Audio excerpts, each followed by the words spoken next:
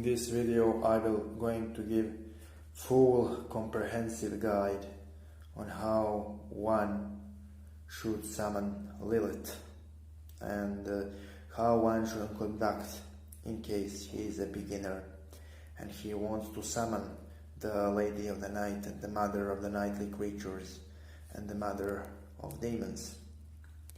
Everything will be explained in detail, and this video will also contain 2 other videos of mine. This will be, or 3, this will be full compilation of all information beginners should know about Lilith. And you probably won't find, for now, more elaborate and comprehensive guide for evoking of this spirit for beginners. So let's start. There are 3 steps of every successful evocation. One is raising and the preparation of the sacred space. Another is conjuring of the spirit. And third is dismissal of the spirit. All of the 3 steps will be covered in this video. So let's first start with raising of the sacred space. This raising of the sacred space will raise the energy of Lilith to protect your sacred space during your operation. If you raise the sacred space as instructed within this video, you will also make area around you more comfortable for Lilith and her creatures to manifest, which will greatly increase your ability to communicate and work with them.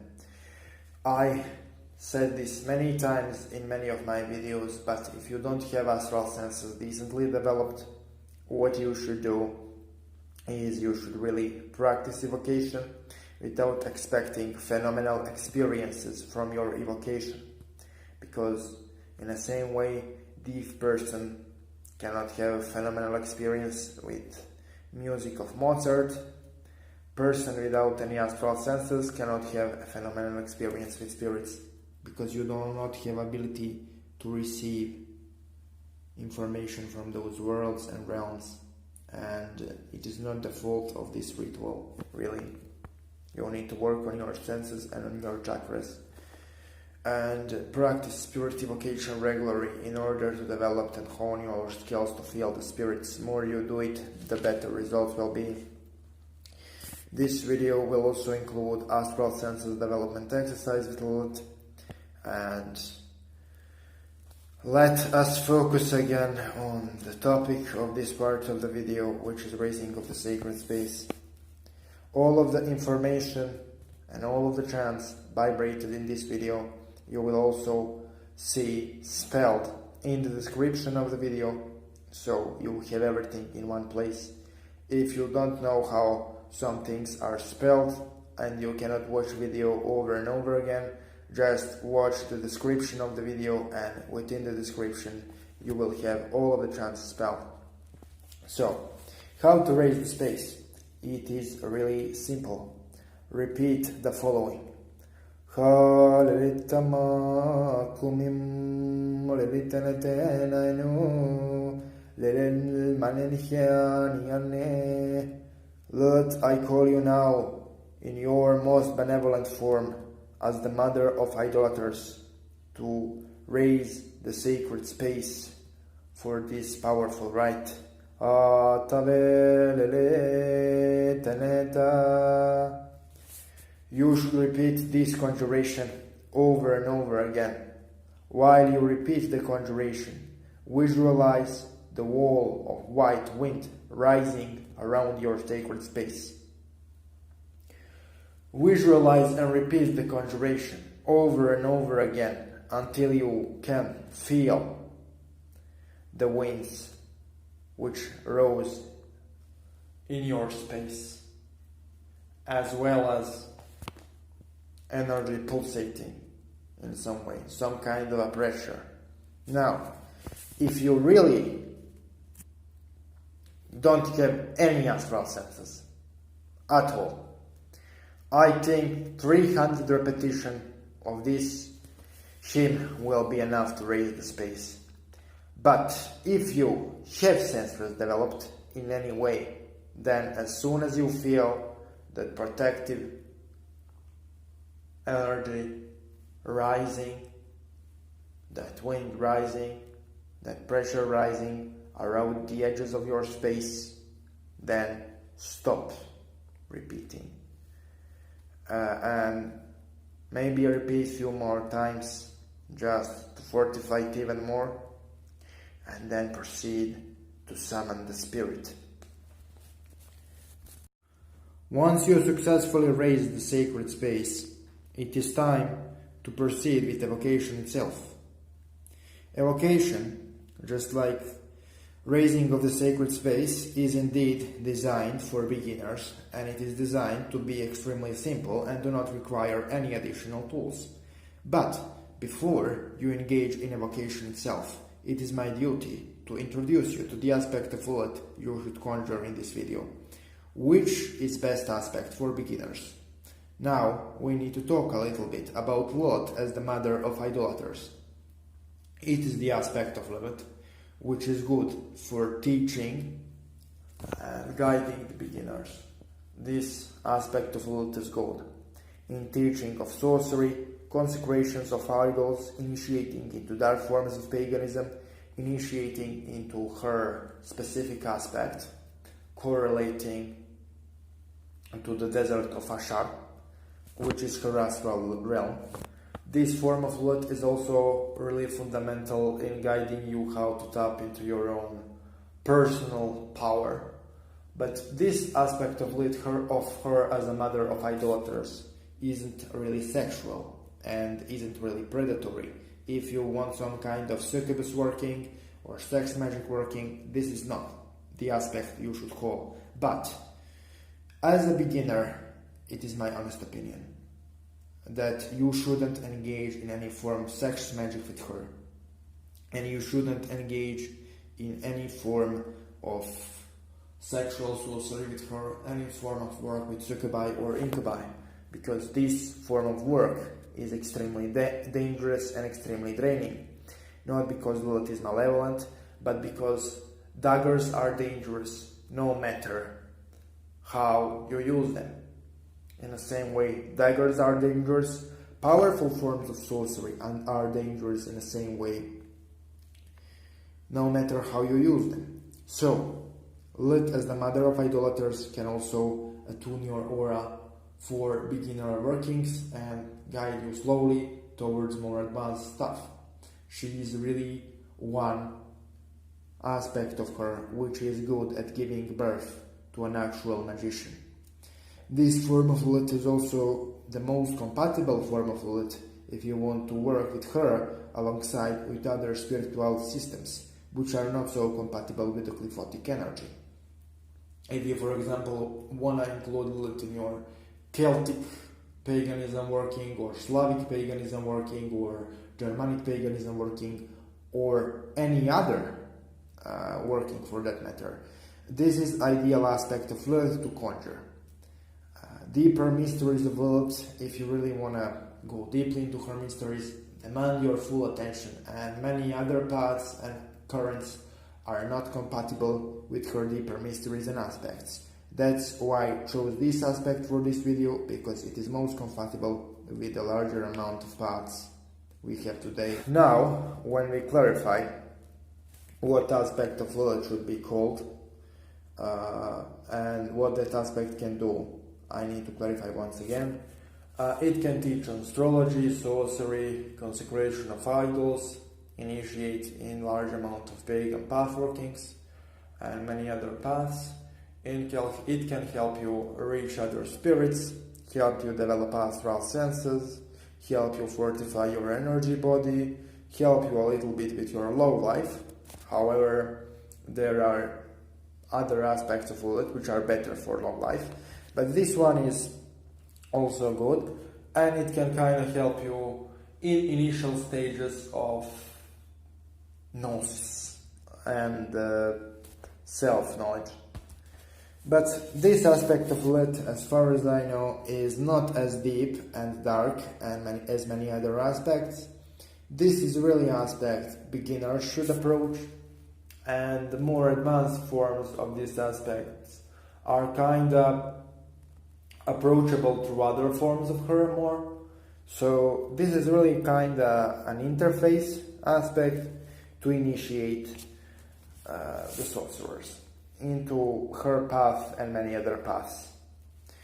And this aspect of her can also teach you astrology, according to Lilith herself.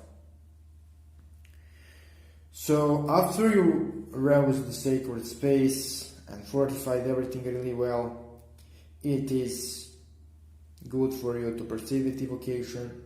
But I need to remind my audience once again, before you proceed evocation, you should really meditate and calm your mind to make operation more effective and to avoid false gnosis, because if you don't silence your mind, there is a big chance that you will talk to yourself and not with the spirit. So you need to silence your mind to make sure everything will go smoothly and you receive the actual information.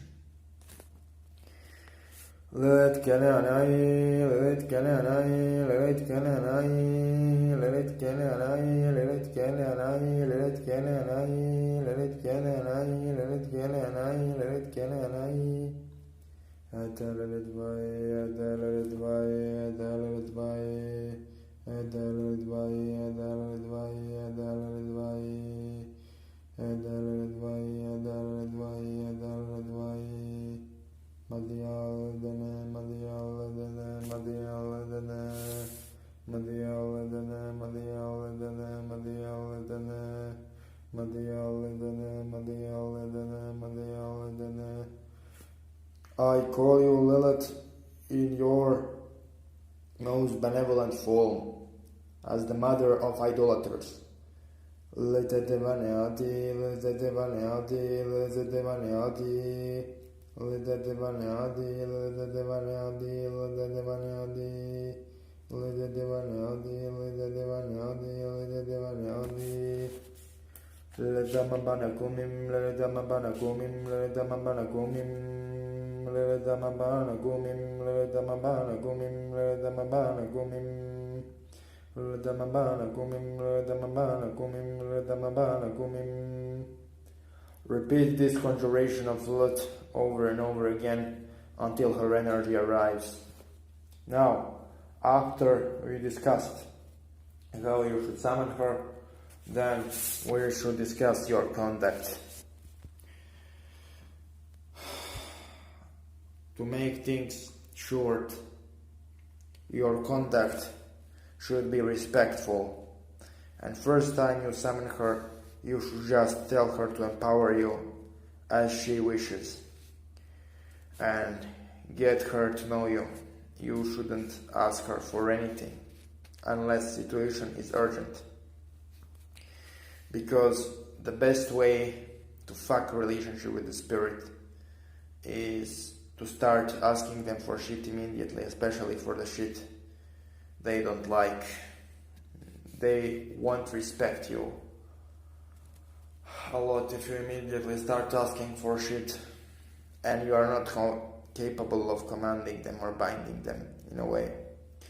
Lilith shouldn't be bound, but if you don't conduct yourself respectfully and immediately start asking for shit, you will become annoying pretty well and pretty quickly, and it is a good way to fuck up. It is a good way to make yourself a magical failure. So first few occasions, just ask her to empower you as she wishes, and then after she knows you and you know her, ask for things. If you, for example, are under threat of attack or in deadly danger, or your kids are endangered, or you are really in a bad position, then Lilith is a spirit who will help you quickly. So in that case, if you really don't know who to summon and what to do and you are in desperate situation, you can call Lilith with this conjuration, use this procedure, and ask her for the shit immediately to happen, and it will. She will really respond quickly. But if you wanna fuck some pussy, my advice is, or if you wanna seduce somebody, because that's the number one reason why Lilith is called, due to her reputation. No matter are you male or female, you should really call her a few times to empower you and then ask her for earthly benefits, because then she will respect you much more, and that will really build your discipline. Because if you call her for a few times and ask her to empower you, first it will build trust, second it will build you discipline, and the third it will build you enough power and energy to withstand and deal with the manifestation of your earthly desire. After you gave your request to Lilith, you can proceed with the last dealings, clearing stuff up and giving her the license to depart.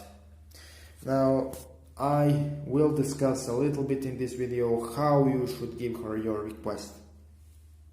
First, you should be respectful. Second, you should know what you are doing and what you want.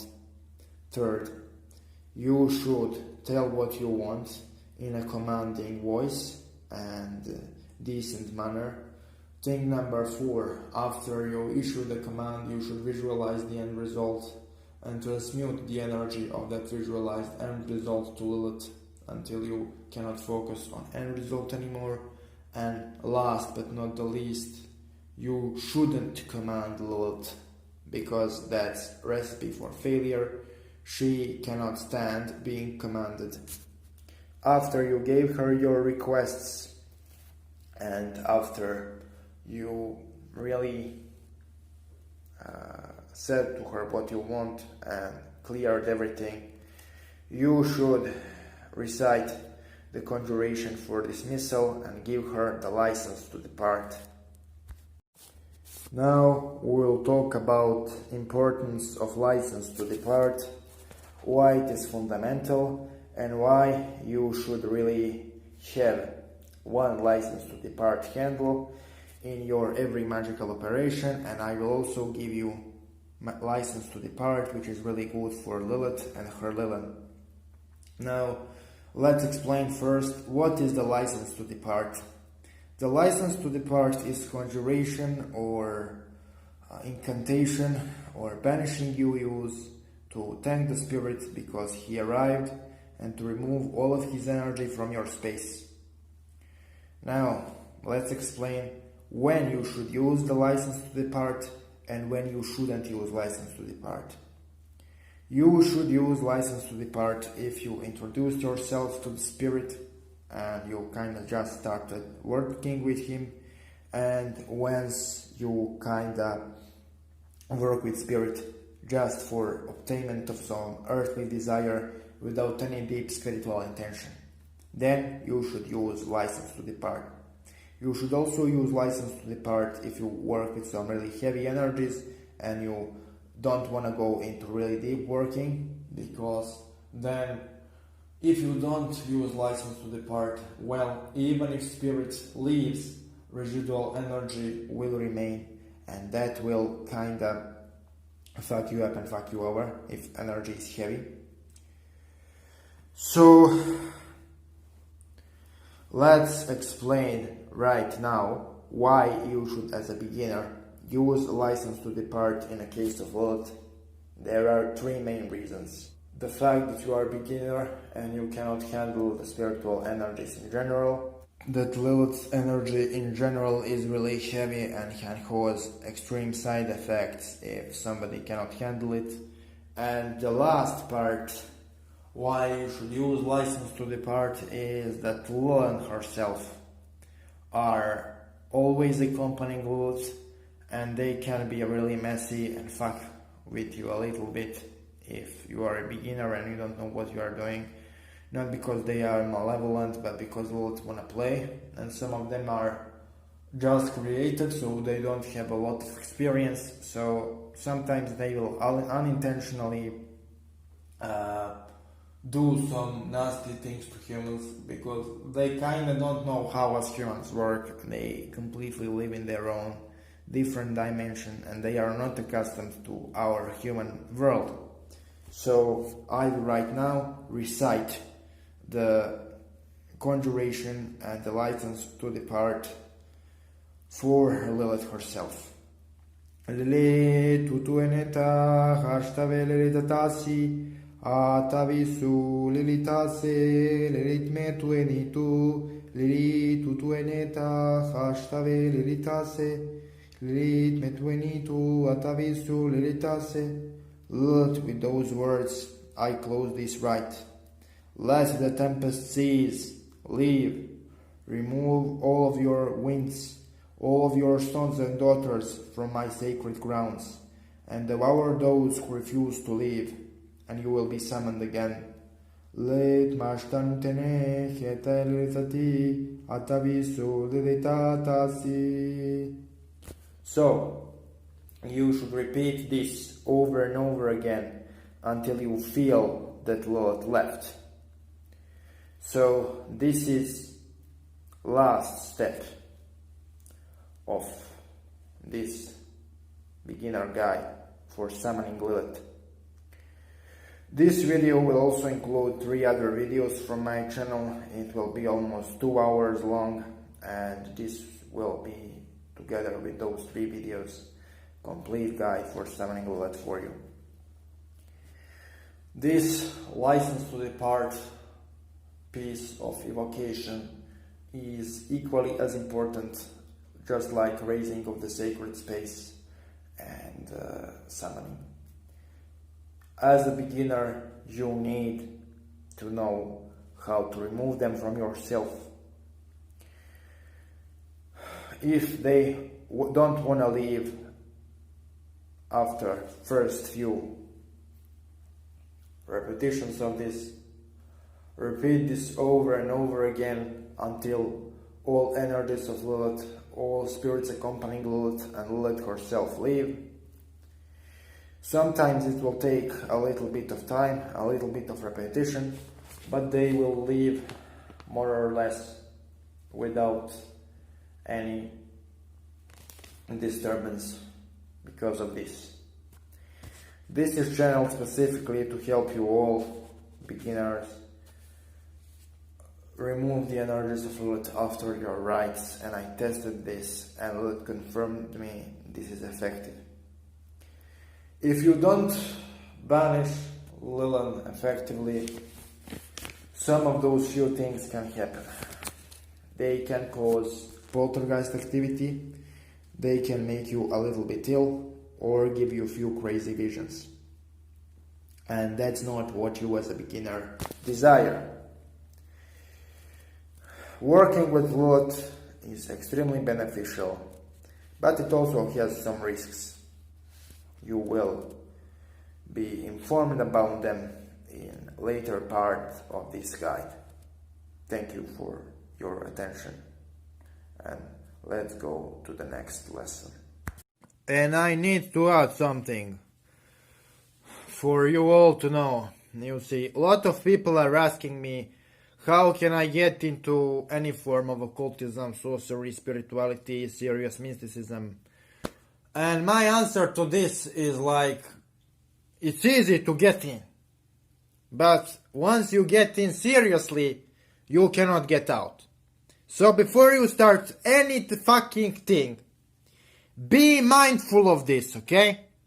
Like, you cannot go into serious Lilith pathworking, angelic pathworking, Jinnic pathworking, shadow people pathworking, necromancy, any form of spirituality, Hindu gods pathworking.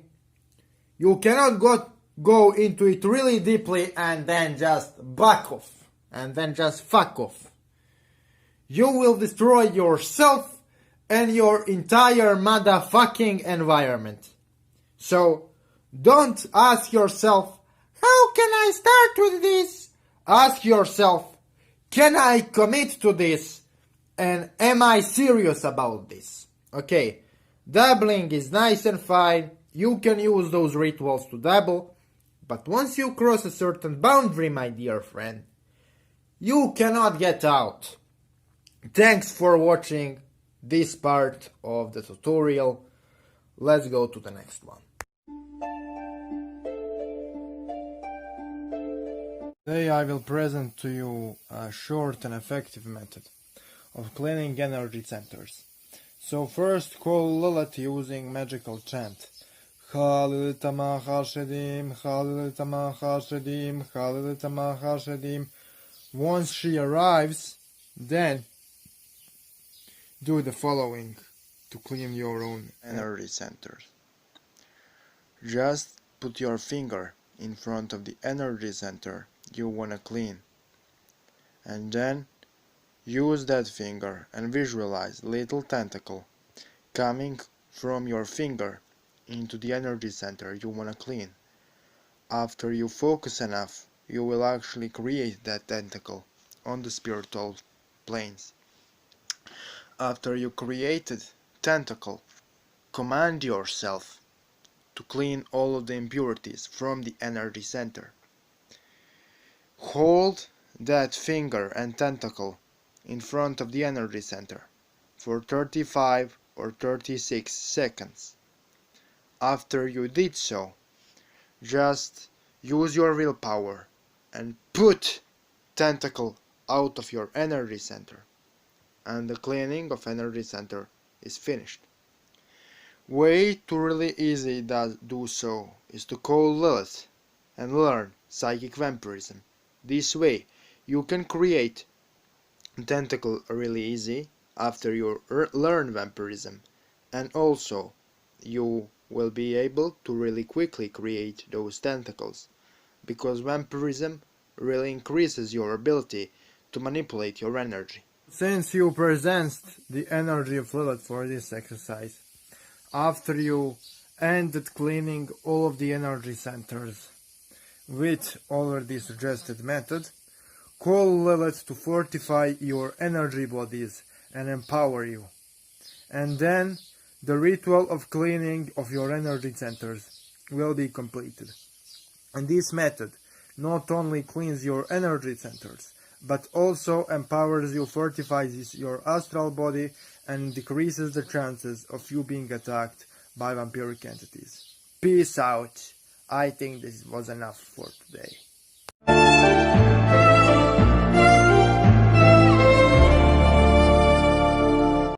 Today I'm gonna give you easy way to purify your soul. Just call Lilith with mantra Lilith Ama until you feel her presence.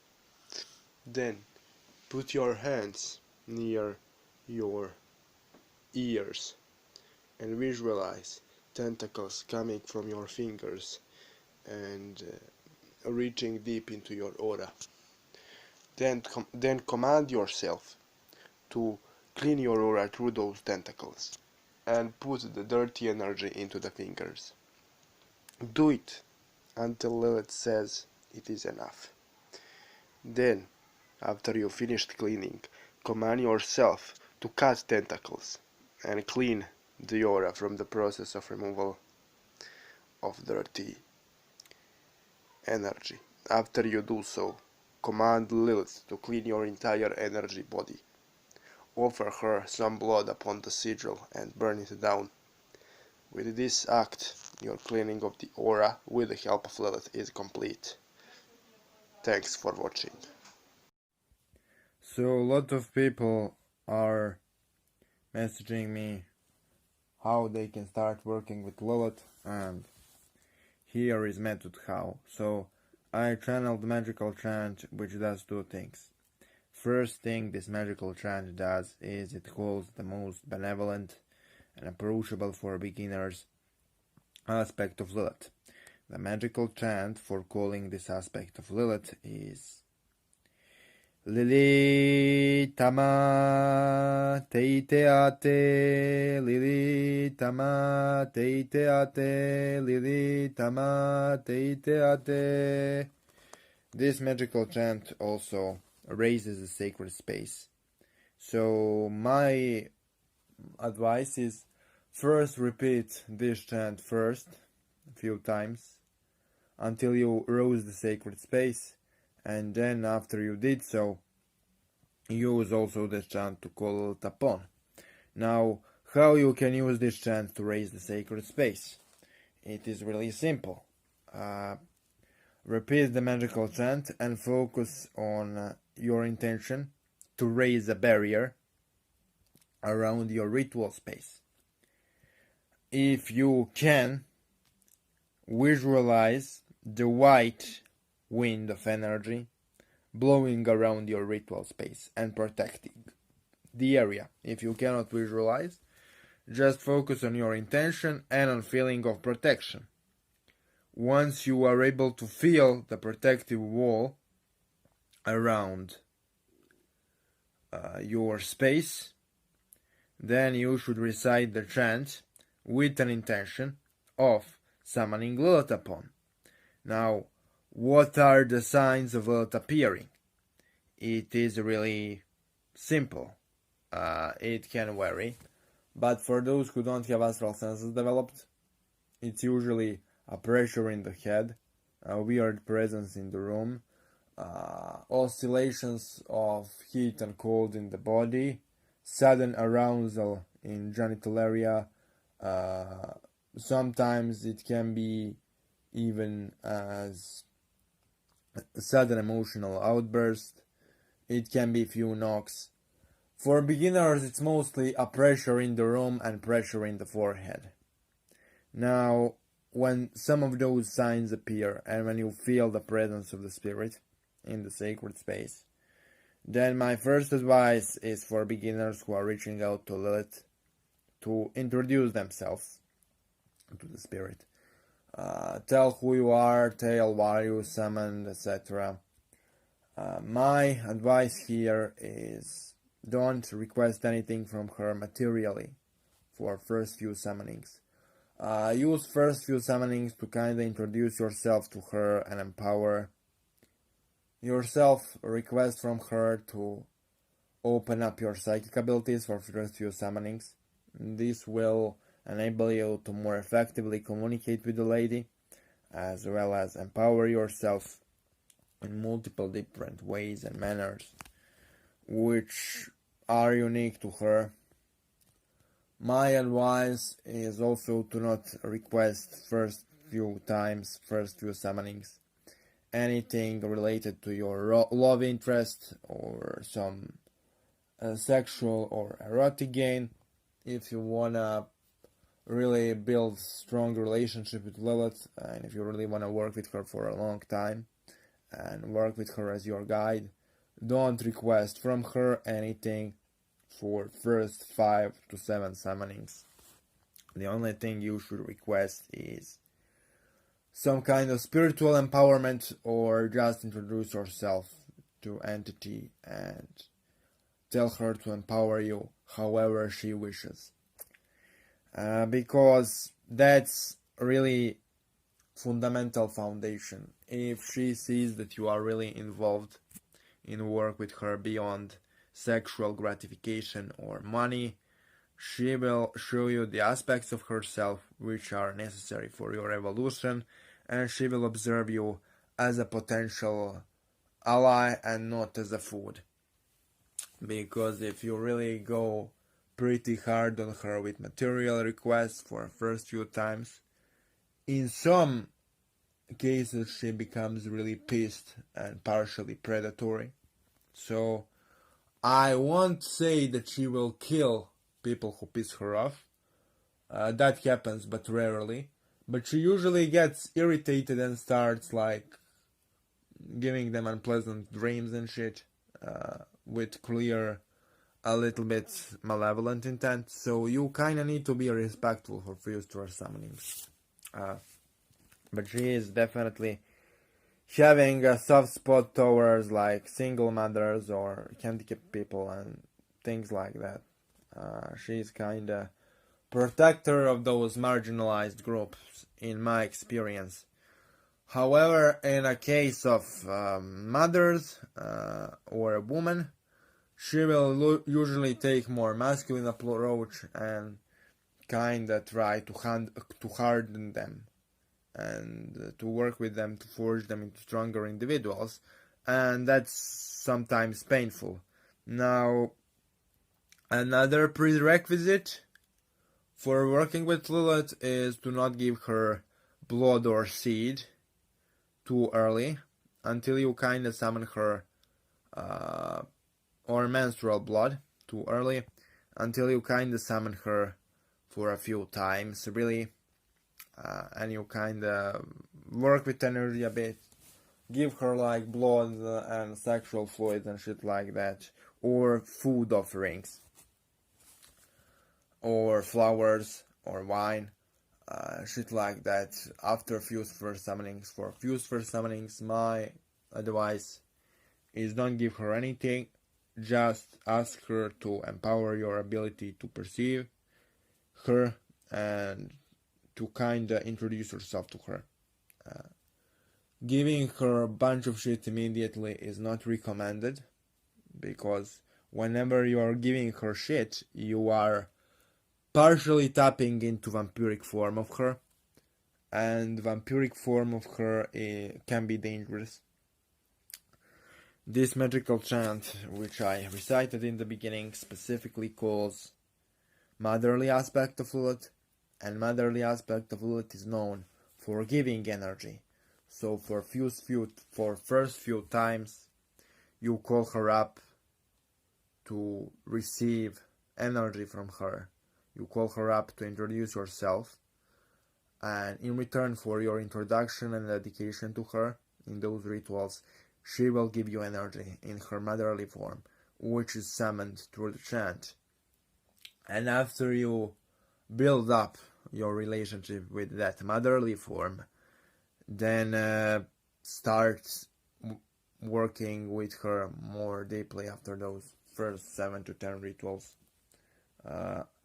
7 to 10 rituals with her, done in the manner I provided here, should open you a little bit more to her influence, which will then make you more capable and able to presence her energy and to feel her power. My advice in regard to offerings are white roses, white candles, red roses, meat, honey, sandalwood, all kinds of blood and sexual fluids. And another offering she kind of accepts really dearly is jewelry or silver coins. You can also dedicate metal coins if you don't have silver ones. Her favorite days of the week are Monday and Saturday. Her favorite days of the moon, her favorite days of the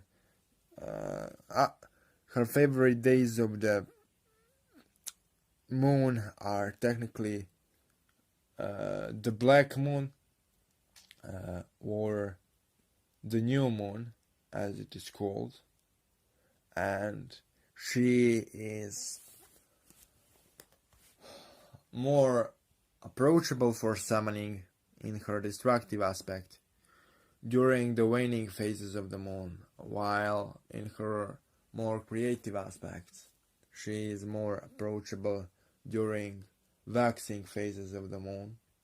The full moon is the best if you want to summon her in her form of wisdom bringer and mother, while the black moon is the most effective when you want to summon her in her form of seductress or vampire queen. Now, there are some interesting side effects for work with Lilith.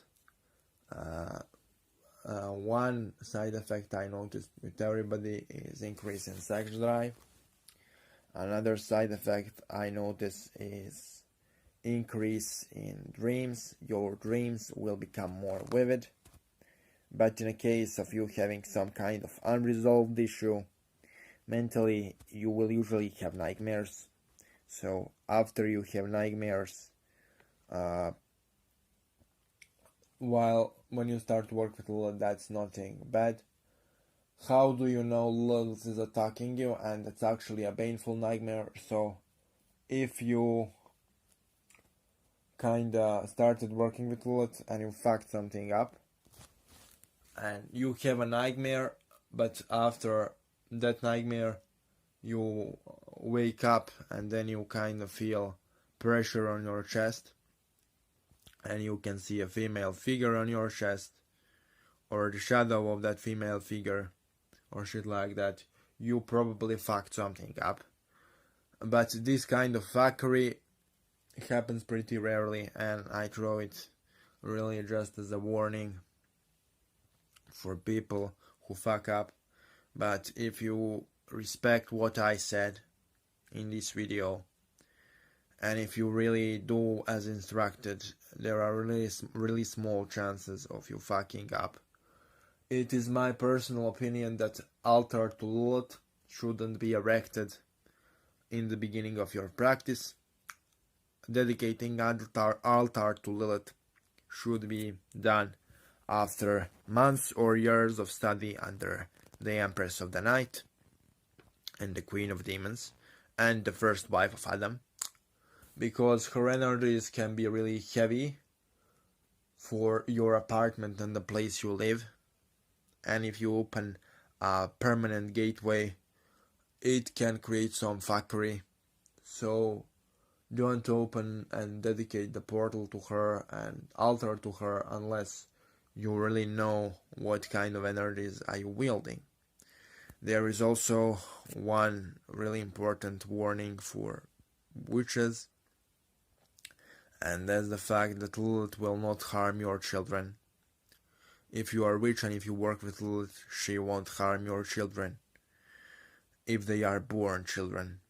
However, pregnant women should call Lilith up only if they have decent experience in working with her, because energies generated by Lilith can influence fetus in a negative way.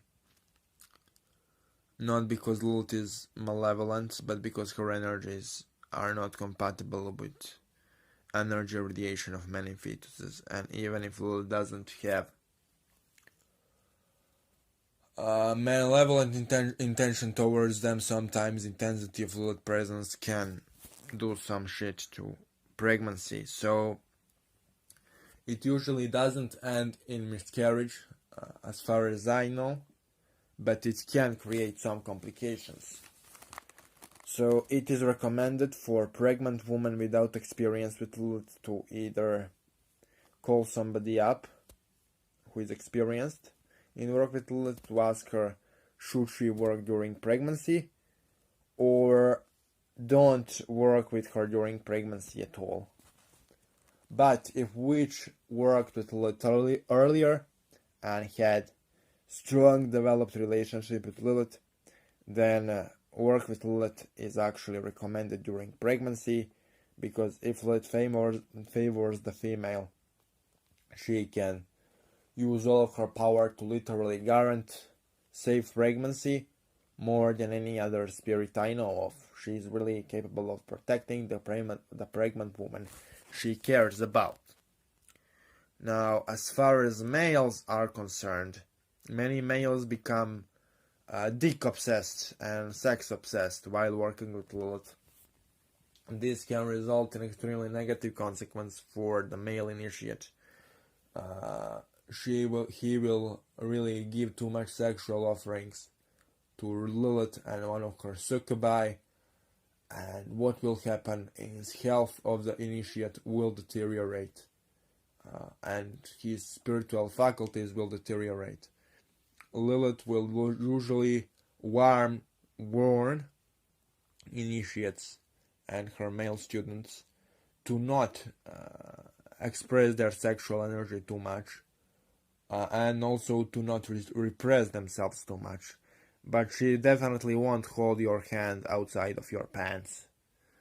She is not that kind of entity, so if you offer her sexual energy, she will accept. But in case of many people, she actually warned them to not behave with their sexuality in non-beneficial ways, but many people actually they don't listen to any kind of a warning given to them from spirits or people. So really, we shouldn't blame Lilith for idiocy of her people who are trying to reach out, especially many males. Also, over-sexualization of Lilith can severely damage one's ability to actually work with the entity. Sex is an important part of working with Lilith, but defining Lilith through sex is like defining a book of poetry through few verses. And she is much more than astral sexual object. She is something much more transcendental, much more powerful. There is also another warning I want to give, and that's the fact that Lilith tends to, in my experience, from other females, which doesn't have to be the case in every female witch who tries to summon her. Extremely intense sessions of summoning Lilith can create painful menstrual cycles, but she is definitely also capable of relieving the pain of the menstrual cycle. So that's also something you should know. And work with Lilith will kind of attract weird people in your life. Not necessarily dangerous, but weird. People who deviate from the societal norms in one way or the other.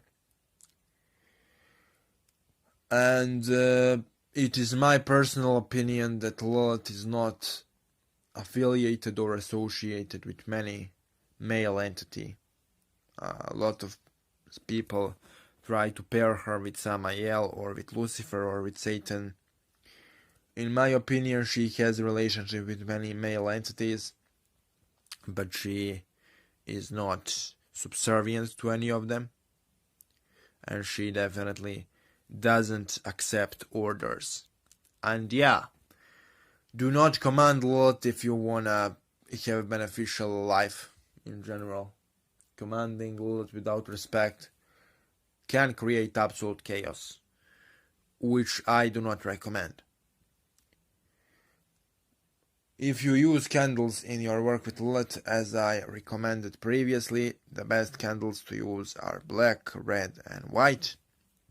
In my experience, white give the best results, but some other people will disagree.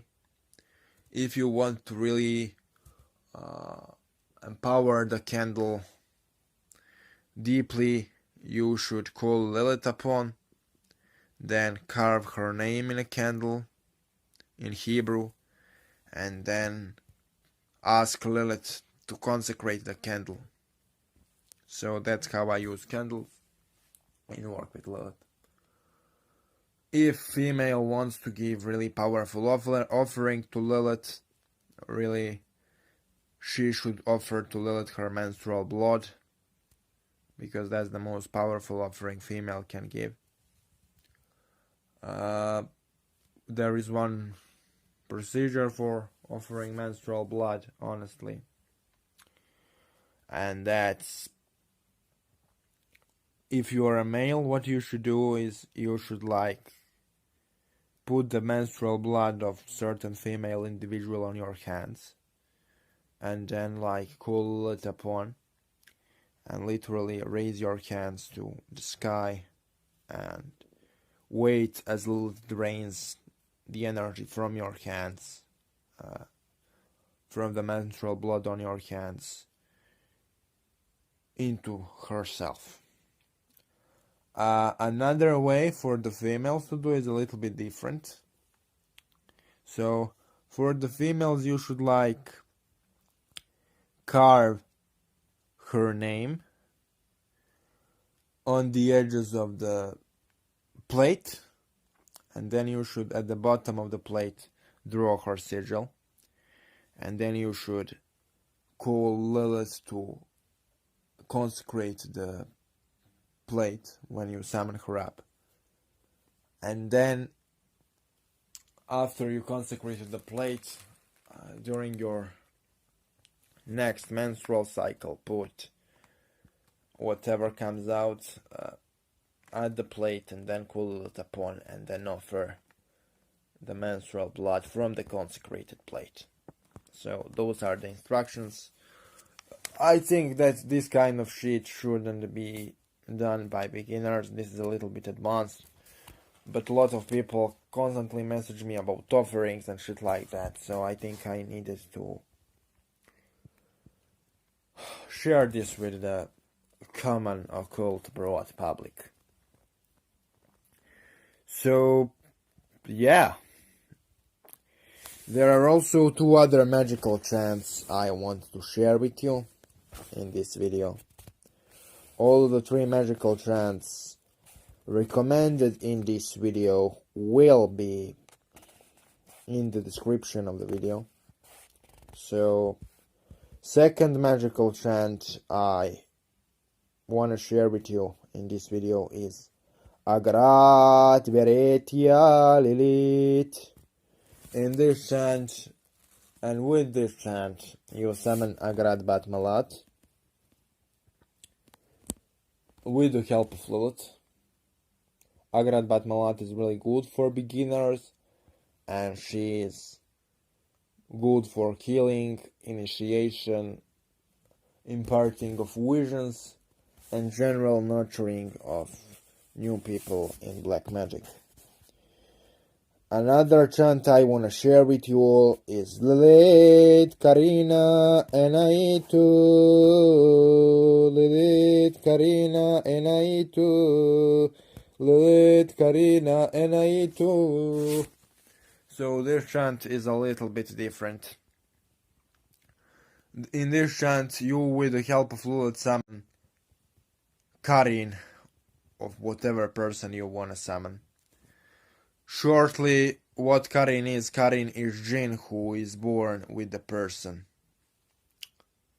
and who follows the person for entire life. So this magical chant can allow you to call Karin of whatever person you want. In order to obtain information about that person, you can call Karins of dead and alive people. With this magical chant, just add the name of the person you want to summon Karin of with this chant at the end of the chant. All of the 3 chants will be in the description of the video, and thank you for watching and your time. So today we will talk about really short vampiric ritual with Lilith. So you have the following steps. First, raise the sacred space, either with Lilith hymn for raising of the sacred space provided on Lilith playlist, or with Samael hymn for raising of the sacred space provided on Samael playlist. Read the hymn or the hymns, because you can use one of them or both of them, until you feel peace and feeling of protection. After you feel peace and feeling of protection, you can continue working on this ritual. And the procedure is following. Visualize the tentacles coming from your aura into the enemy you want to vampirize. Those tentacles are transcendental. They transcend time and space and attach directly to your enemy you want to vampirize. And then vibrate the following hymn to Lilith over and over again, while visualizing energy coming from your enemy into you. If you cannot visualize, just focus on your hatred for the enemy, intention to vampirize the enemy, and read the hymn over and over again. This is really effective method, tested many times by me. This hymn is also good if you want to confirm your pact with Lilith, or in general build up relationship with the Lady of the Night. So, the hymn will be in this video next after I stop speaking. Enjoy it and use it well. according to the instructions provided. Lilith Karvanairu, Lilith Karvana Keteran, Atavishta Lilith Ase, Atavishu Lilith Ashtuni, Maritava Lilith Oretasu, Maniate Lilith Vara, Hishnua Lilith Manie. Lilith Karvanairu, Lilith Karvana Keteran, Atavishta Lilith Ase, Atavishu Lilith Ashtuni, Maritava Lilith Oretasu, Maniate Lilith Vara, Hishnua Lilith Manie. After you finish reciting the hymn as instructed, then ask Lilith to literally infuse the energy vampirized into your aura without negative consequences. And I also need to add another short note. When you call Lilith with magical chants provided previously on this channel, call her with magical chants provided previously on the channel in different videos presented on Lilith playlist until you feel her energy really intensely in order to facilitate and ensure the good result of this ritual. Ritual of vampirism should be performed ideally twice a week and not more than that. Ideally, it should be performed on the Monday or Saturday night, in the night hour of the moon or night hour of the Saturn. You can also use day hour of the moon or day hour of the Saturn, but it will be less effective during day hours than during night hours. Also, I will provide you, since this needs to be a comprehensive video with magical chant for calling Lilith, you can use to call Lilith at the beginning of this ritual to present her energy. And the chant is Ha Lilith Ama Karvana, Ha Lilith Ama Karvana, Ha Lilith Ama Karvana. Thanks for your time, ladies and men.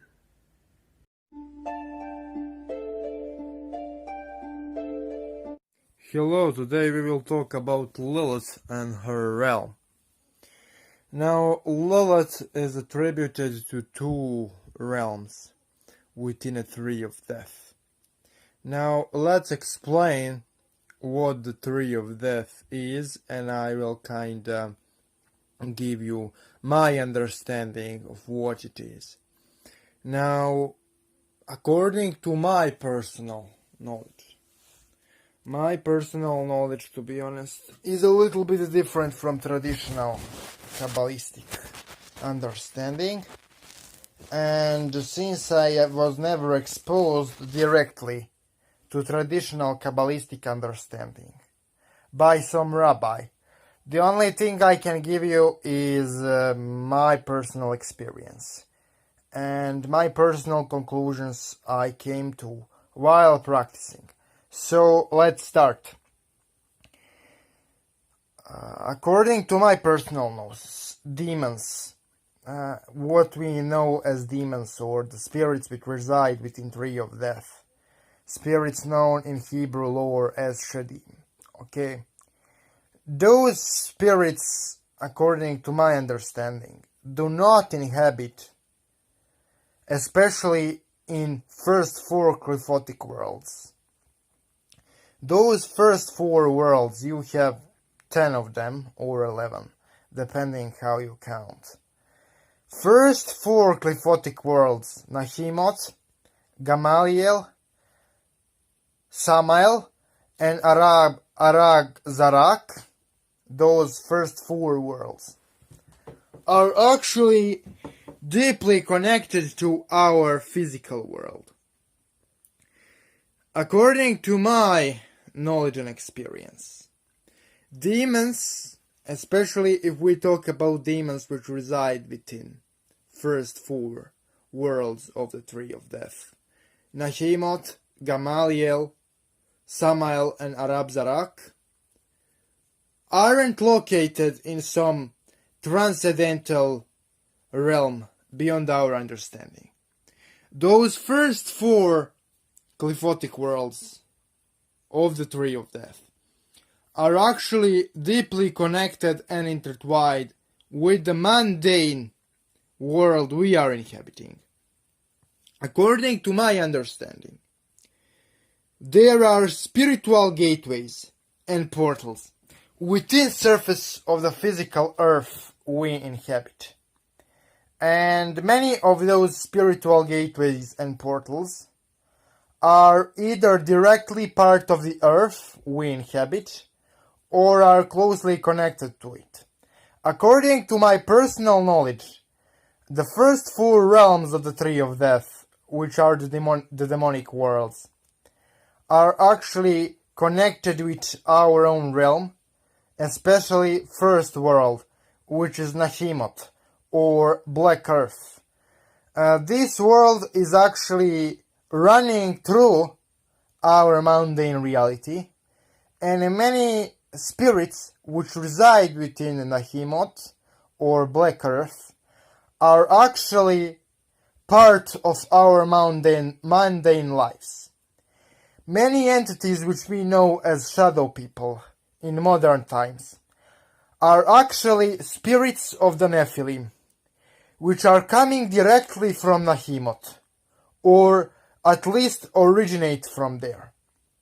Those spirits are actually earthbound, and in many cases they literally live on the same earth and ground as we do. They are just experiencing the world we inhabit from different perspective and vibrational frequency. So today we will talk about the second of those 4 glyphotic worlds, which are extremely close to our own, and that second world is the one closely attributed to Lilith. That world is Gamaliel. Okay? So, according to traditional Kabbalistic dichotomy and nomenclature and naming, Gamaliel means obscene ones, and Gamaliel is associated with the moon. So, let me give you my own understanding of Gamaliel. When they say that Gamaliel is associated with the moon, or represents the sphere of the moon, what I experienced is that that sphere is connected to the phases of the moon. And certain aspects of that sphere can be, that infernal world can be more effectively accessed during the certain phases of the moon. For example, if I want to reach the more benevolent sexual sides of Gamaliel, I should try to access it while the moon is full. But if I want to access the more baneful and aggressive sides of Gamaliel, I should try to access it while the moon is dark. So, let's talk about where this sphere is actually located. So, you already know that Gamaliel corresponds to the astral realm, to the astral plane. Okay, the first sphere, Nahimot, is more physical. It's actually intertwined with our own physical earth 100%. And it is really easy to call the spirits from the first infernal world, which is known as Nahimot or Black Earth, because they are really close to us. They literally inhabit the same world as us. As Gamaliel is concerned, which is the second sphere, ruled by Lilith, this sphere stands for dreams, prophecy, astral magic, empowerment, sexual sorcery, psychic abilities, and spiritual ascension. Okay. This realm, this infernal world, is inhabited mostly by succubi and incubi, sexual spirits, but it is also inhabited by many different residents, including some spirits of the Nephilim, some demons of the abyss, and many kings and queens, which reside within this realm. According to my personal experience, Gamaliel is not necessarily connected to the physical moon, but it is more closely and effectively accessed in the different phases of the moon. And many spirits which inhabit Gamaliel as the spiritual world do not correspond to the moon as a planet. They have other spiritual correspondences. I will give here the Lilith as an example. She rules Gamaliel as a spiritual plane, but her actual spiritual attributions go as follows. First goes Saturn, then goes, I think, Jupiter, and then goes the moon. So the moon is either second or the third planetary attribution of Lilith. It's by no means her primarily planetary attribution, according to my experience. So, this realm, Gamaliel, is also closely connected to our physical world. If Nahimot, the first sphere, is connected literally with our plane to the point that it's the same reality, just the different aspects, Gamaliel, which is the second sphere ruled by Lilith, is also connected to our reality, to our world, and it is also intertwined with our world, but it's a little bit more distant and difficult to access than the first sphere, than the first world, but it is still really close and easy to access. So, the easiest way to access Gamaliel is to access it through your dreams with the help of Lilith. I have videos on my YouTube channel, on Mother Lilith playlist, detailing some techniques you can use for Lilith to visit you in dreams, so you can check the playlist out. And also, a really good way to access the Gamaliel is through use of magical mirrors or through use of the moon as a spiritual conduit. So here is one thing about the moon as the planet, okay? The moon as the planet can be used in three ways in magic, from my experience. One is to kinda open psychic abilities and connect to the feminine aspect of the self. Another is to access the elementary energy of the moon, which is the energy of the moon as the planet itself, its spiritual essence. And the third is to use the moon as a conduit to literally access the spiritual realms.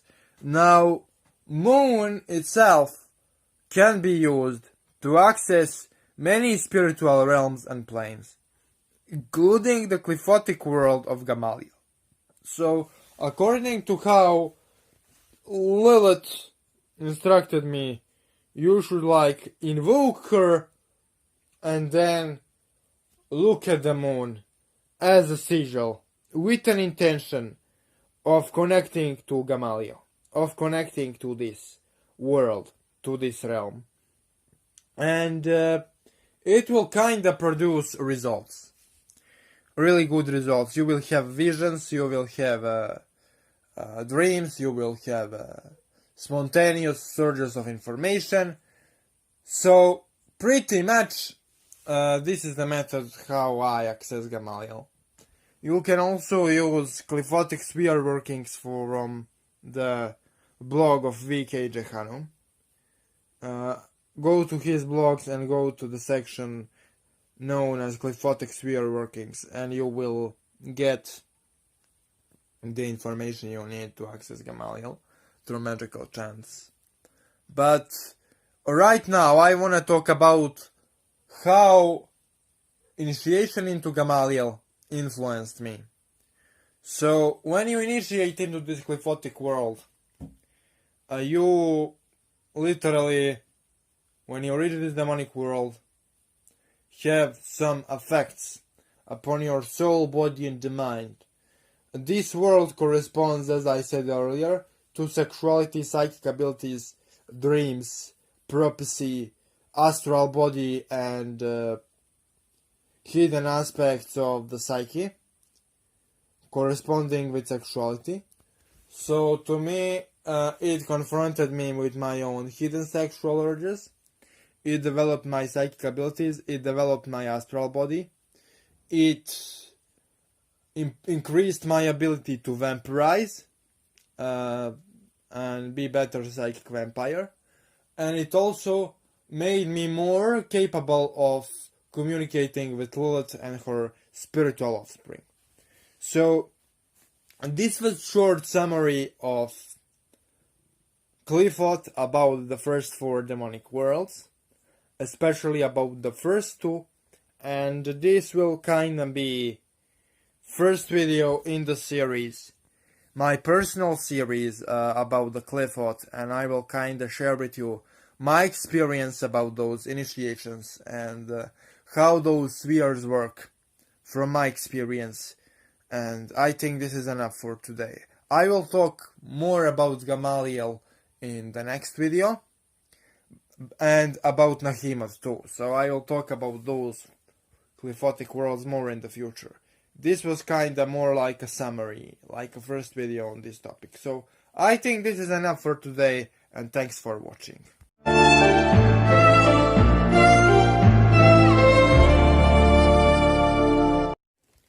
Hello, in this video today I will talk about the winds of plague. Now I will explain to you what the winds of plague are in this video. So the winds of plague are the current of power generated by Lilith, and they are really important for her mysteries. I will talk about them in this video. This is a really important topic for me, and first we need to define what the winds of plague are. So I intended to talk about the winds of plague for a really long time, but since Lilith pushed me, I am forced to talk about this topic. This is not a comfortable topic for me by any means, because I need to share a lot of personal stuff and also introduce concepts which are not so common in the cult community. And unveiling of this issue will definitely make some people butthurt and offended, and that's not my problem. I don't care how you interpret my words, and I don't care how you use information I provide. My job is to provide information which is useful for people. If you abuse information, that's not my problem. The reason why I say this is because information I share here right now can be really easily abused, and let me talk about winds of plague now when we clarify this. So, as I said previously in some of my previous videos, and I will elaborate in this one, the winds of plague are energy which runs through your body and the world around you, which creates illness, sickness, especially that of the chronic kind. And it raises a question, why would anybody work with this kind of energy long term? Because obviously, when you work with this kind of energy long term, it will physically make you more ill and susceptible to illness and death. Why would anybody work with this kind of power and energy when we can simply use power to heal ourselves, right? Isn't it natural for the man to seek health instead of plague, long life instead of torment, and normal functioning instead of insane visions?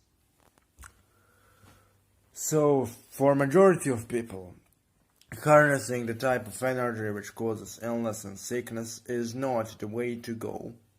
And that's the reason why nobody discusses the winds of plague, which are the energies responsible for creation of chronic illness and even death.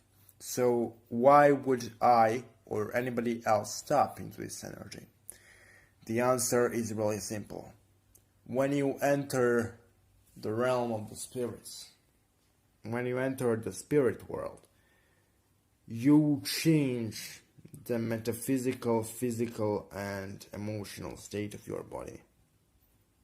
So, in order for you to perceive the spirit world, you need to learn to observe the world around us and everything you experience from a completely different angle. Otherwise, you won't be able to see spirits, work with them, and observe them. So the work with the winds of plague is really beneficial if you want to learn alternate states of consciousness. That's one benefit. Another benefit of this is guarded specifically towards people with chronic illness. If you are chronically ill to the point you cannot heal yourself, then the only natural course of action for you is to harness the winds of plague, which are already running through you, and learn to work with them in a beneficial way. I need to disappoint a lot of people, and I need to say, despite of what modern sorcerers claim and what people like to believe in, majority of at birth inflicted disabilities and chronic illnesses cannot be easily cured with sorcery, which means that people with chronic illness or at the birth inflicted disability have to live their lives with understanding of their condition, and they have to live their lives with understanding of how their condition can benefit them.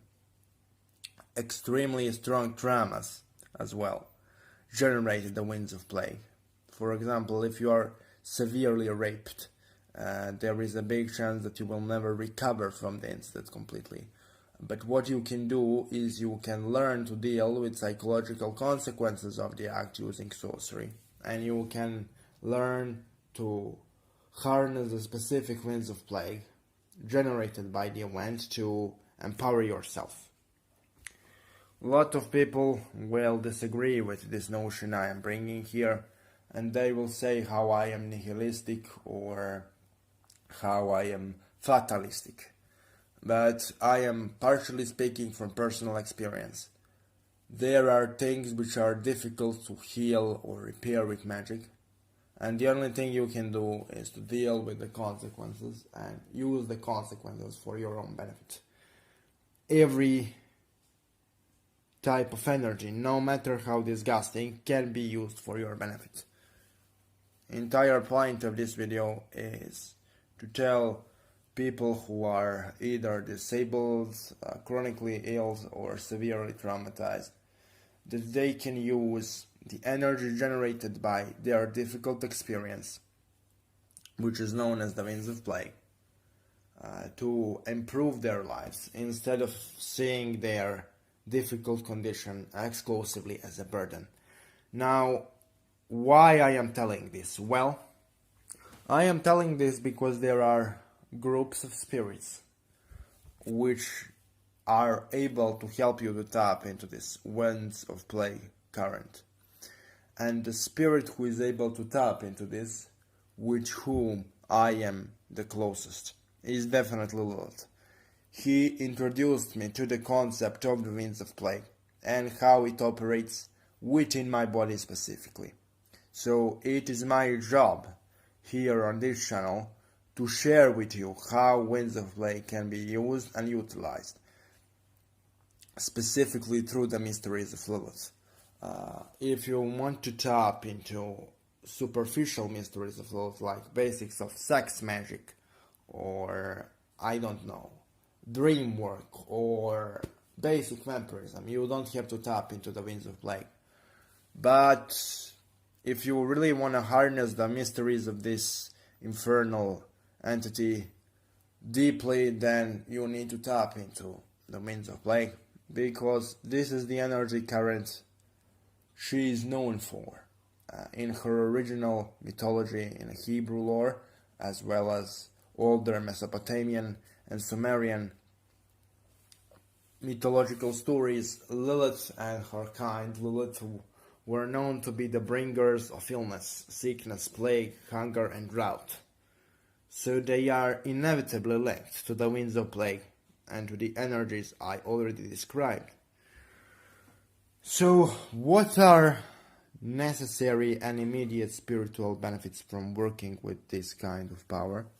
Well, the first benefit is significant increase of psychic abilities. After that comes resilience to the consequences of your chronic conditions, greater abilities to deal with trauma, greater success in forms of predatory spirituality, bigger control of your emotions, and definitely great control over your sexual impulses, especially if you learn to harness this energy with Lilith. Now, how one should start harnessing the winds of plague? What is the procedure? In the future, I will channel a lot of magical chants for harnessing this specific energy. I will film, maybe within this video, some chants and hymns. But for now, for the purpose of this conversation with you guys, I will tell you how one can call Lilith for the purpose of initiation into the current of the winds of plague. So, call Lilith in whatever aspect you wish. I will personally leave the chant on the screen for one aspect I think which can be used for harnessing of the winds of plague, which is Lilith Ama Ban. You will see the chant on the screen. This aspect of her is connected to illness and sickness, so it can also be used in curses, and it can also be used for induction of terrible visions. But the procedure goes like this. You call Lilith in whatever aspect you wanna work with her to initiate into this. Absolutely every aspect of Lilith can work with the winds of plague and the current of plague. So it doesn't matter what aspect of Lilith you call. After you call upon the aspect, then you should sign with her a pact of radical vampirism, in which she vampirizes you radically in order to initiate you into the current. It will be painful, but it will be alchemically extremely empowering. It will greatly empower your psychic abilities and ability to work with spirits. After a phase in which you are vampirized, you will later on receive much bigger amount of energy than the amount of energy you gave. So vampirism by her is just the first step.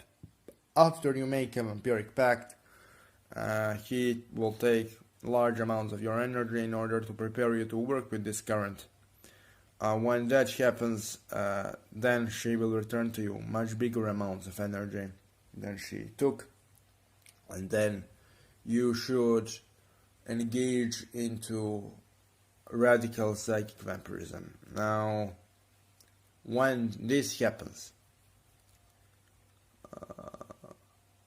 then you will start feeling sensation known as the vampiric hunger, which is technically this: your aura will become unstable and you will feel constant craving to vampirize. But when this happens, instead of constantly vampirizing, you should focus on your body and focus on energy pathways within your body in deep meditation, as well as work with Lilith daily. And she will kind of show you where, in which parts of the body, your personal winds of plague flow. And she will kind of show you on a one-to-one basis what is your way to use these kinds of energies. So I said some major benefits of using this energy, but at the end of the day, this is all individual, deeply individual, so I cannot give broad guidelines, because for the simple reason, due to its complexity and complexity of phenomena we are talking about, broad guidelines cannot be accurate in every individual case. So I won't talk about something I don't understand. The most important thing is, when you work with the winds of plague together with Lilith, you need to closely follow the instructions you receive from her, and you need to understand the type of energy you are tapping into and working with is extremely dangerous and extremely powerful. I needed to make a long elaboration for this video, because I needed to explain the concept of the winds of plague, what it is and how you can tap into it and harness it, what spiritual guide you should use. If you are interested in this, depending on your feedback, I will channel some techniques how to harness this energy, and this will definitely help you become much better sorcerer. I put this out there because I never saw anybody talking about this. If you are not comfortable with working with Lilith, some other entities which can help you harness the winds of plague are Truma or Trumirol from Slavic mythology, Saizen from Mayan mythology, Pazuzu from Sumerian mythology, partially Nurgle, definitely Hela from Norse mythology, Nasu from Persian mythology, then Beelzebub from infernal demonology of the medieval Christianity. So every mythology has its own spirit responsible for the winds of plague according to the lore. If you want to find spirits who are connected to this kind of energy, then you need to find deities which are heavily associated with illness and sickness. And if you are ill in any way and you cannot heal yourself, you can use your illness as a blade against your enemies, and sword which you will use to cut obstacles in front of you. And that's the point of this video. I hope you will call Lilith and benefit from your own winds of plague, and thank you for watching.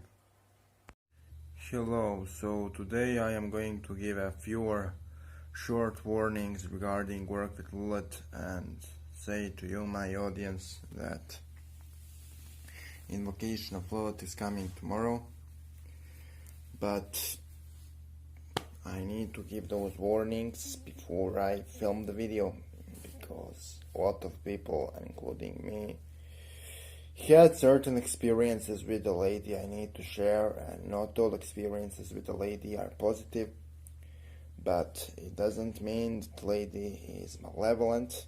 It simply means that Lilith is a dark force, primordial force, and not everybody is meant to work with her, and not everybody can handle her energy. Now, I am not an elitist. I am really making my work with Lilith public for a reason, and I believe that everybody should have a right to work with her, but few warnings have to be given, because in my experience, a lot of people came to me over and over with the same symptoms, with the same stories, and I really had certain experiences also, and I need to share those not so pleasant experiences with you. But those not so pleasant experiences me and others have doesn't mean that Lilith is malevolent, and it doesn't mean that you cannot have many beneficial effects from work with Lilith. However, in order to inform the public and to really give the full picture of the being I am working with, I need to share this information too. So, first and foremost, when you work with Lilith, you need to understand that she is indeed a being of the underworld. And as all beings of the underworld, she can be tricky to work with, and there are some safety measures and guidelines in your work with Lilith. First safety measure and guideline is that you should really respect her, and you should really approach her with dignity and intentions which are not related exclusively to sexual gratification. She shouldn't be seen as a sex object, because this is a recipe for failure.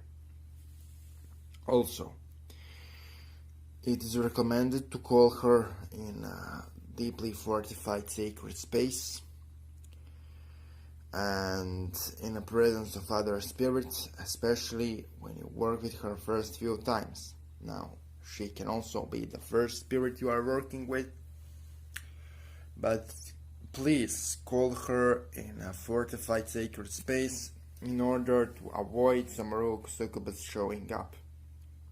And this is really important also, because if you get some rogue succubus showing up and presenting herself as Lilith, which happens, you will fuck up. So you really need to be extremely careful to respect all of the safety measures in your first few experiences with Lilith, in your first few rituals with Lilith. Another thing you should really do is you should kinda, when you work with her, not be commanding, especially if you are not invoking angels or Samael or some other powerful divinity.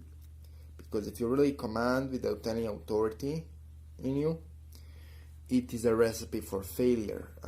Lilith cannot handle being dominated, and she will strike you in the face and fuck you up. And she can be really caring and motherly, but she also can be really brutal.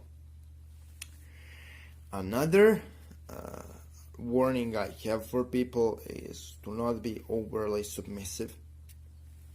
Because if you are overly submissive to her, it is also a recipe for failure. Lilith is extremely vampiric, and if you are overly submissive to her, you will give her too much energy, which will awaken within her vampiric qualities, and it can be a really unpleasant experience for the initiate. So what I am saying is, please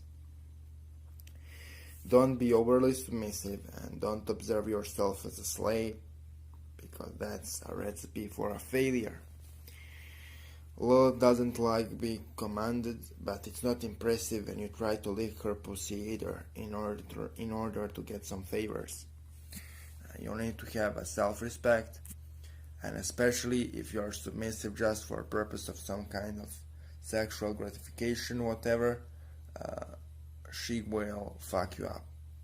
When I refer to Lilith being offended by you calling her for sexual gratification, I mean the following. You can call her for love spells, for glamour spells, for obtaining a succubus, but you shouldn't observe her as a sexual object, only as a sexual object. You can interact with her on many levels, intellectually, sexually, physically, and working with sexual energy is a really important aspect of her mysteries. But if you observe her only as a sex object, that's literally the worst thing you can do, because she will become extremely brutal, and you will fuck things up. You will suffer badly, and I don't want to be in your skin if you do that. There is also another warning which I will give you, is that when you work with Lilith a lot, there are two main risks. Actually, three main risks. One risk is that you will, if you work with Lilith a lot, become a magnet for weird individuals. And that can really make your life a really interesting place, and your sexual urges will be revealed in a little bit more dark light. And a lot of people cannot handle their own dark sexual urges, and it kind of creates fuckery in their lives, because they will attribute whatever is awakened by work with Lilith not to be an aspect of them. They will probably see it as some kind of demonic infection. But in reality, when you work with Lilith, the only thing which happens is your dirty urges are awakening. Lilith is not a low-ranking succubus, so she doesn't infest you with desires which are not yours. She is a high-ranking demonic queen, and when you work with her, she will simply reveal to you the aspects of yourself. And really, you should examine those aspects as an adult, as a responsible human being, and behave according to them, and don't use those urges to abuse people, rape them and shit. Another thing I have in mind to give as a warning is, if you give Lilith too much of your sexual energy, it doesn't matter are you male or female, you can be overwhelmed with her essence. Now, if you become overwhelmed with her essence too much, too quickly, one of three things happen. You either become spiritually reborn, physically really ill, or you die physically. So if you really want to be overwhelmed with her essence and energy, you need to ask her first, what will be the consequences? Does she want that? Is it something you should do? Because not everybody's aura and system can handle to be overwhelmed by her energy. And her energy current is really specific. We need to talk a little bit right now about history, okay? Shortly. Lilith originates in a proto-Semitic religion. Lilith and figures associated with Lilith and class of demons known as Lilith exists in all of the Semitic and proto-Semitic pantheons. A similar figure exists in Arabic pantheon, Nabatean pantheon, Mesopotamian pantheon, Akkadian pantheon, Assyrian pantheon. All of them have Lilith-like figures, which have the same attributes, similar name, and similar behavior. So some people say she originates in Assyria, some people say she originates in Babylonia, some people say she originates in Sumeria, some people say that it's actually Arabic concept of Karina, which is adopted into Judaism. There are many theories there, but whenever we look at Lilith figure, there is a connection to Semitic peoples, Semitic mythology, and different Semitic groups which existed in history. Now, modern Lilith we work with is, in form we know, revealed in Kabbalah, in Zohar, in Alphabet of Ben Sira, in parts of the Old Testament, in Mishnah, in Midrash, in Talmud, in that Judaic literature. Okay, but whenever we look at Lilith-like figure in Semitic cultures, it always has the same attributes. It is always connected to sexuality, sensuality, extreme amounts of wisdom, illness, transgression, liberation, darkness, mastery over night, mastery of darker faculties of the self, soul travel, vampirism, seduction, dreams, and few other characteristics. In Proto-Semitic pantheons, all of the similar Lilith-like figures have the same powers, the same attributes, the same type of behavior. Now, I am not saying that all of those similar beings are Lilith. Actually, I know that Karina from Arabic and Lilith from Hebrew lore are not the same. They are separate beings. But what I am saying is that Lilith has motherly side, we as a modern occultists tap into usually, and gentle seductress side. But there are much more darker aspects and forms of Lilith. And if you give her too much energy and become overwhelmed with her essence, some of those darker and primordial forms of Lilith can come to the surface. And you need to be prepared for that. So, before you give her a lot of energy and engage in that alchemical process, you kinda need to have a decent working relationship with her, and you kinda need to know what you are doing. Don't give her too much energy straight on, don't become overwhelmed with her essence for the purpose of transformation right on, because if you do, it will have serious consequences for you. You need to be prepared.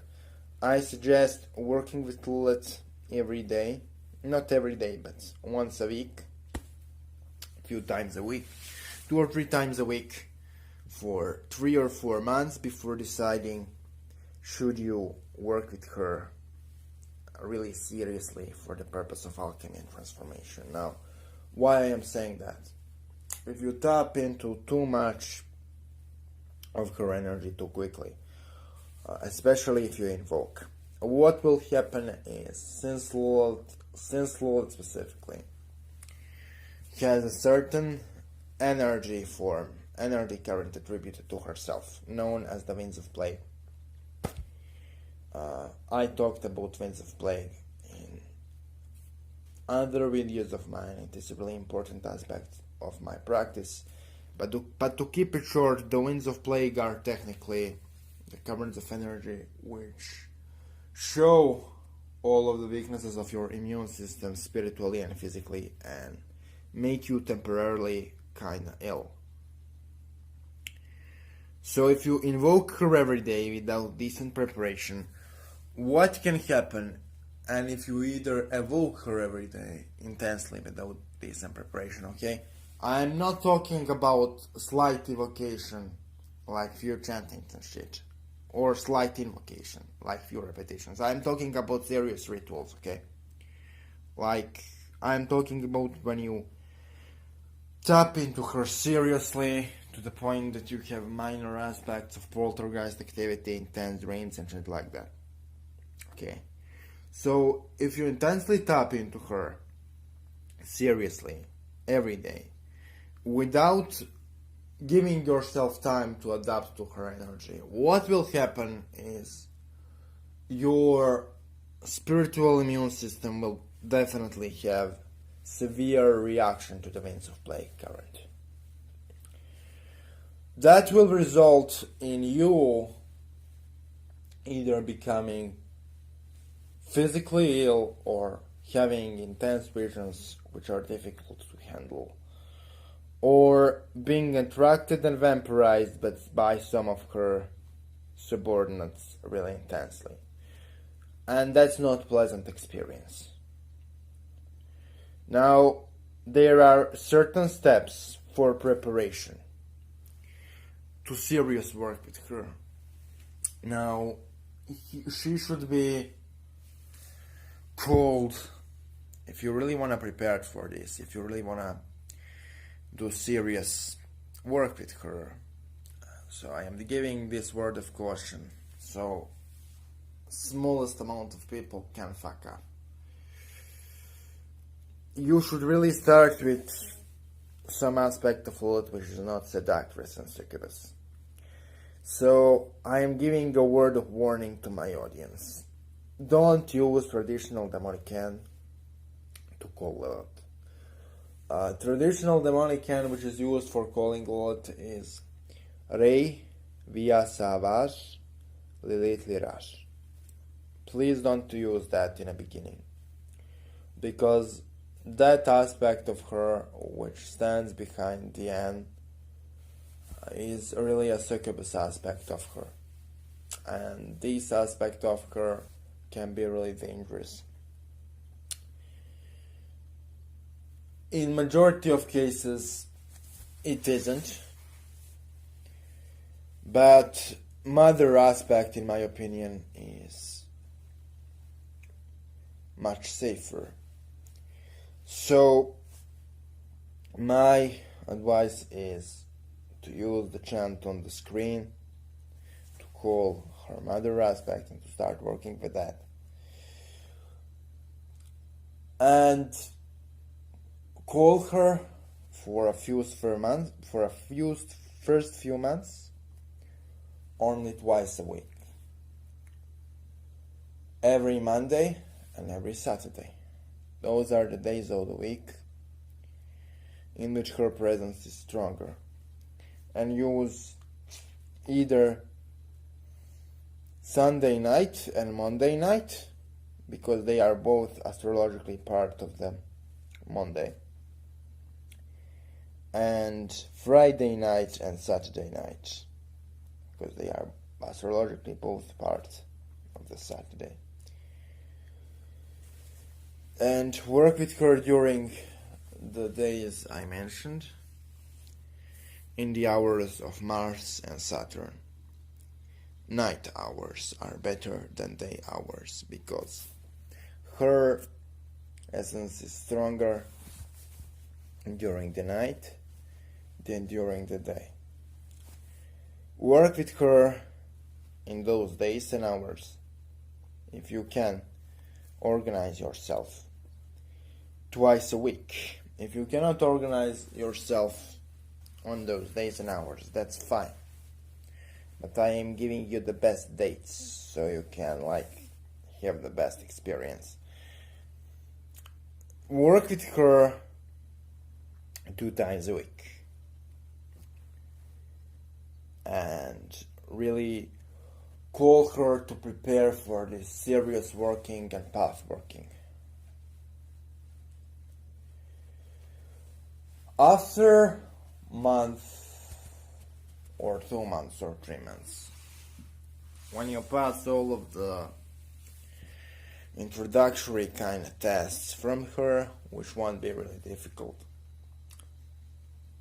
when you pass all of those little tests and when you attune a little bit to her energy, then serious transformation starts. She will come to you every single night once you agree to this transformation, and she will vampirize you. And then she will, after you pass those 3 months introductory period, come to you every night and vampirize you and give you her energy instead of the vampirized energy. So she will take your energy from you and give her energy into you. So she will literally change your spiritual body to attune to her. That will make you more able to work with her and extreme forms of her current. Once this process is completed, after a month or so, by the way, those nightly visitations by her will be extremely painful and challenging, but she will always attune them so you can survive them. She isn't purposefully trying to kill you. Once you pass that 3 months, twice a week introductory period, she will kind of consider you one of her serious associates and her serious partners, her serious, not necessarily followers, but students, okay? And that's period of her visiting you during the night and eating your energy and then giving you her energy instead of the energy she devoured will last for about from a month to month and a half. Now, after that is completed, then you should really pursue ritualized personal initiation with her. If you really wanna, and you will also probably be either required or advised to experience some kind of a ritual adoption, death, and rebirth right with her. So you will literally kind of call her and say, look, I want you to adopt me as one of your serious disciples, students, sons, whatever you want to call it. And I will explain what it means, okay? Once you do that, Lilith becomes your spiritual mother, and I will explain what it means. It doesn't mean that you become special. It doesn't mean that you become better than everybody else. It doesn't mean that you even become closer to Lilith than everybody else. What it simply means is that you proclaim, look, Lilith, I want to change myself spiritually and change my energy so I can will your mysteries accordingly. That's what you proclaim when you ask her to adopt you. She will probably agree when you pass what I previously mentioned. But here is the thing. When you ask her to be your spiritual mother, what it means that you want her to give birth to your new empowered spiritual form. What disgusts me literally is that many people use this alchemical symbolism, which is spiritual and philosophical, to measure their egos and to kind of prove everyone how they are better than everybody else and how they are somehow special and the rest of the world is somehow inferior to them. Now, once you agree to become adopted by Lilith in this ritual, alchemical, philosophical way, what will happen is you will have a test of sorts in which Lilith will reveal to you a controversial aspect of her mysteries, which will vary on a person. I was given a specific controversial ritual I should use and perform. And that controversial ritual empowered me greatly. That's the reason why you see this channel. That's the reason I am grown in power. Everybody who pursues this form of initiation I described and passes the initial periods and works with her with respect can also receive extremely controversial and powerful aspects of her gnosis. It is not something which is reserved for me. It is something everybody can do. She will give you that controversial gnosis. Which controversial gnosis and extremely powerful shit you will receive is something which is individual. So everybody will receive something they can use and utilize. But that won't be something you find in popular black magical books. that will be something which will probably disgust you at first.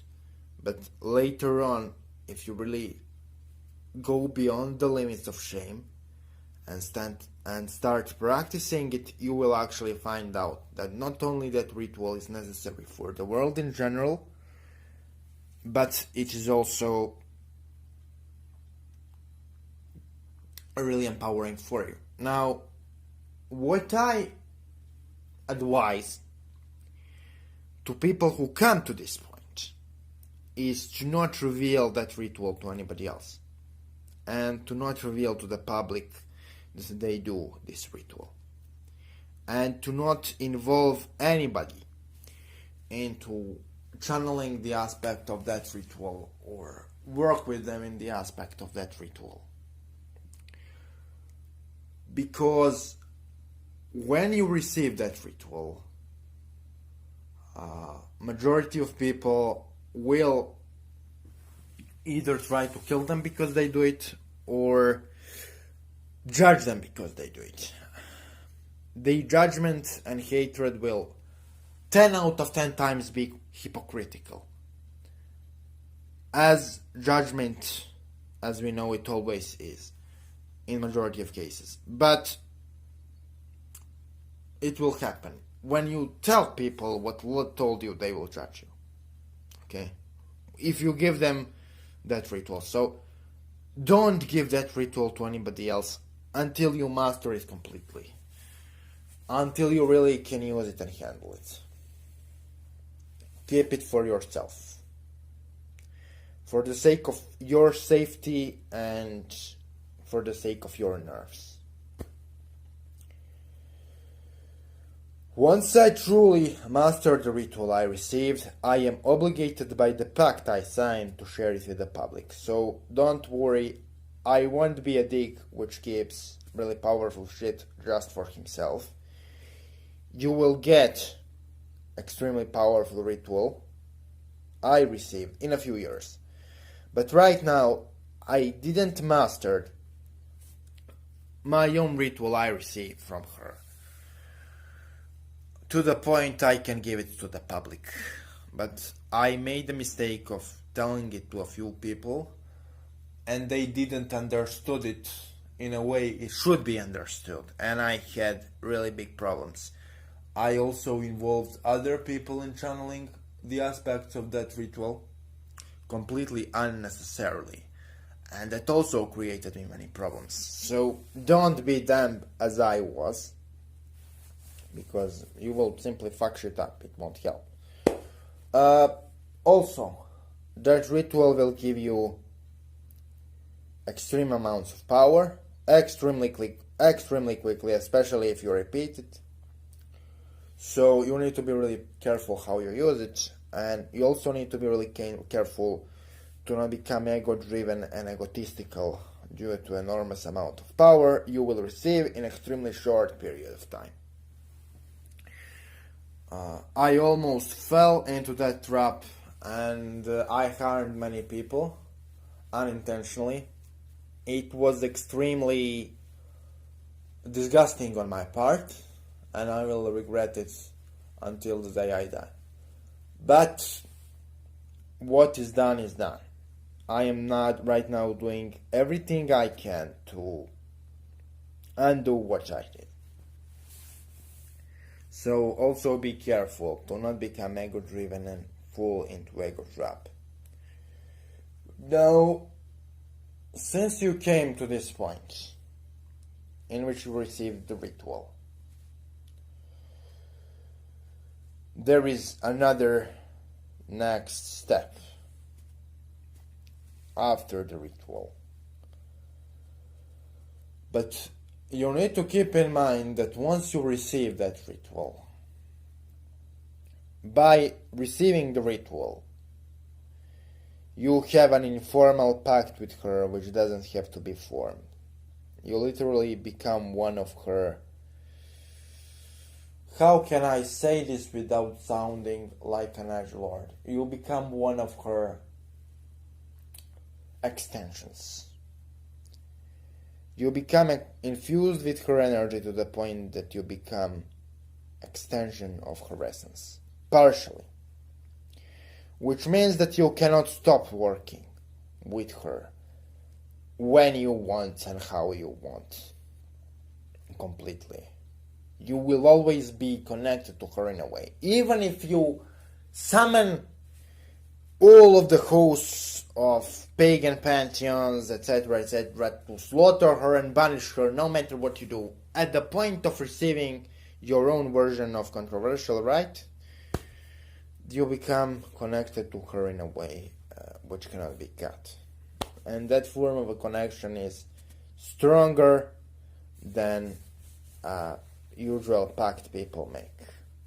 But that form of a connection can be achieved by absolutely everybody who is willing to work and dedicate yourself to this really dangerous and controversial spiritual path. Now, there is also one other thing you can do, and that's to make this easier. You can create a sigil with her of your own spiritual form you want to build up, and then feed that form with your own blood and the essence of Lilith. This will make handling the winds of plague much easier and handling her energy much easier, but this will also irreversibly transform your spiritual bodies. So keep this in mind if you try this form of transformation with the sigil, of course. So once you receive your right and become connected with her in this manner, there is next step, which is you will start working with her on her macrocosmic agenda.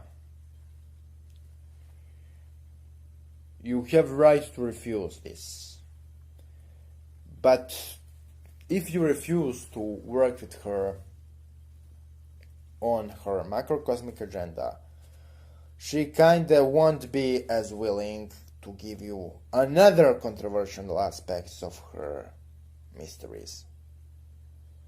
So it will be kinda of equal exchange. You do things for her macrocosmic agenda, and she gives you really dark and powerful stuff from her arsenal. So that's the exchange. But once you start working on that agenda, you kinda start losing aspects of your humanity in a way, and you also cannot stop doing it whenever you wanna. You can slow it down, you can put it aside, but never stop completely, because you experience in this manner irreversible transformation. So, for all of the warnings I gave and steps I gave here, you need to be mindful. Don't see her as a sexual object. Don't start working with the succubus aspect. Attune to her energy gradually. Be prepared, if you want to work with her seriously, to withstand vampiric transformation, which is extremely painful. And you need to be willing to go beyond the limits of shame in order to work with her. She won't ask you to commit a genocide or slaughter millions of people, but she will, at multiple points in your serious transformation, demand of you to do something you deem disgusting, which is actually extremely beneficial for you. In many cases, your disgust is a mechanism put in place to keep you away from empowering things you need to do. So keep this in mind too when you work with Lilith. This is really important. And thanks for watching. I gave a bunch of information here. And this will, I hope, be useful guide for many individuals on the path of Lilith. And you need to understand that working with her doesn't make you special. Lilith wants to be mother of entire humanity and not just you. So you should be looking at fellow human beings with a little bit more empathy if you work with Lilith. Elitism and unnecessarily magical dick measuring is not useful on her path, in my opinion. Peace out.